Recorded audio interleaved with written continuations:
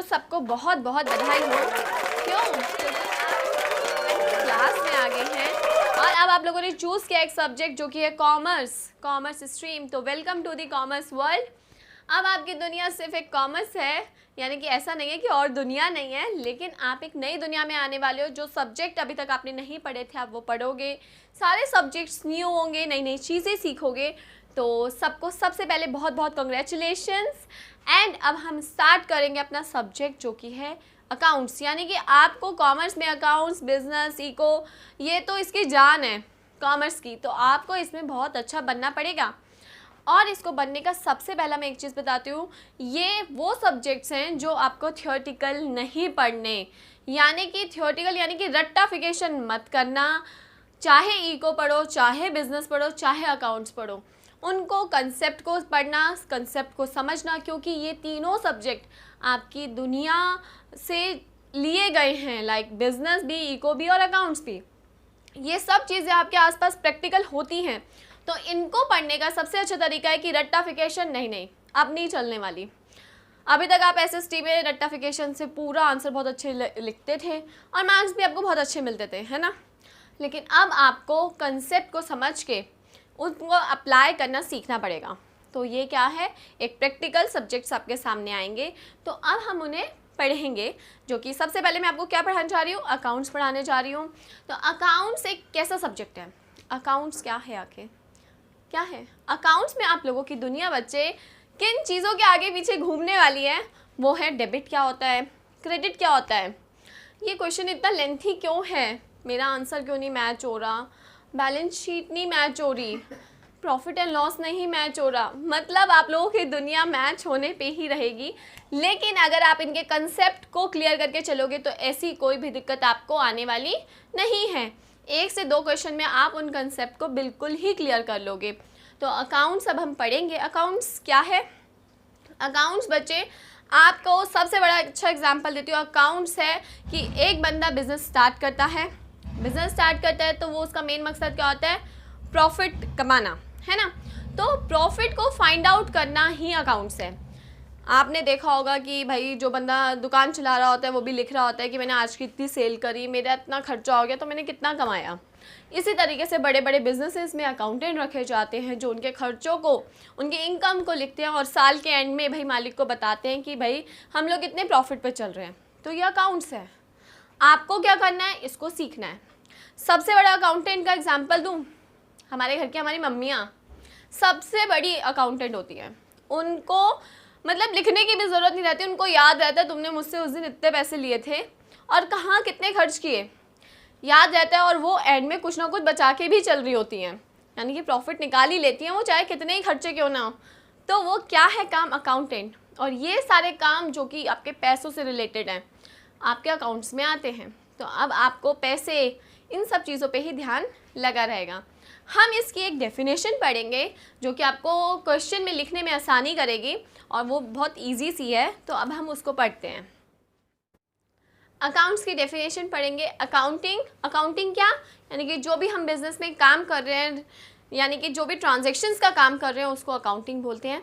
Accounting is the process है accounting, यानी कि जो आप अकाउंट्स पढ़ रहे हो बच्चे, उसको प्रैक्टिकली जब हम करते हैं तो उसको अकाउंटिंग बोलते हैं। अकाउंटिंग इज़ अ प्रोसेस मतलब यानी कि आपके इस डेफिनेशन में 7 स्टेप्स हैं, वो उसका प्रोसेस है। आपको 1 बाय 1 स्टेप करते हुए जाना है। आप कोई भी एक स्टेप नहीं छोड़ सकते, अदरवाइज़ आप सेकेंड स्टेप पे नहीं पहुंच पाओगे। तो अकाउंटिंग क्या है, एक प्रोसेस है।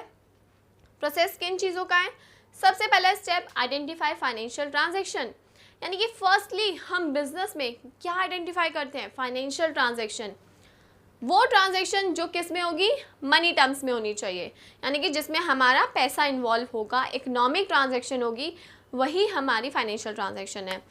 अब जैसे मैंने किसी से बुक्स खरीदी, मैंने किसी को बुक्स बेची, या मैंने किसी से कार खरीदी, कार बेची, तो ये क्या है, फाइनेंशियल ट्रांजैक्शन है, क्योंकि मैं खरीद या बेच जो रही हूँ उसमें पैसा इन्वॉल्व है। ठीक है, तो वो ट्रांजैक्शन फाइनेंशियल ट्रांजैक्शन है। आप इसमें कौन सी ट्रांजैक्शंस रिकॉर्ड नहीं करते, क्वालिटेटिव नेचर की ट्रांजैक्शंस, यानी कि मैंने किसी की हेल्प करी तो वो चीज़ रिकॉर्ड नहीं होगी, ओनली फाइनेंशियल ट्रांजैक्शन।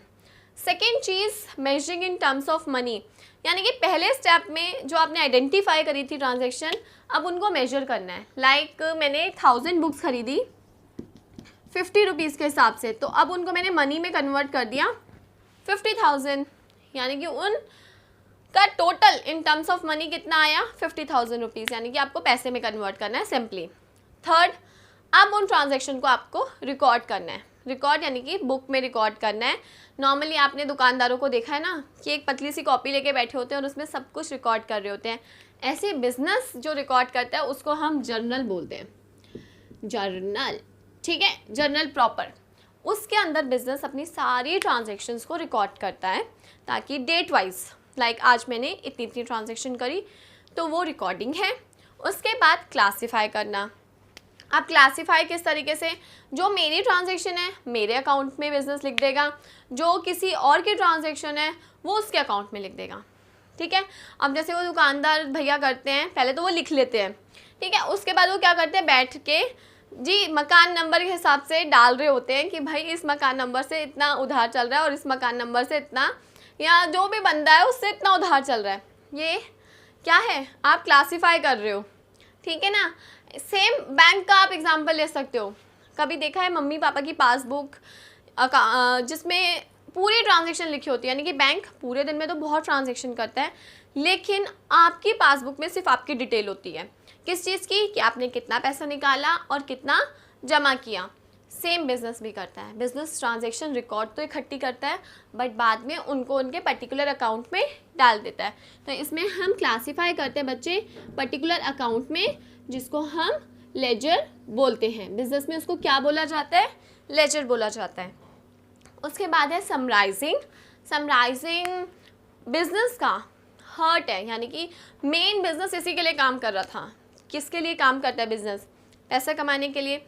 अब इस स्टेप में ना हम फाइंड आउट करते हैं कि भाई बिजनेस ने कितना प्रॉफिट कमाया।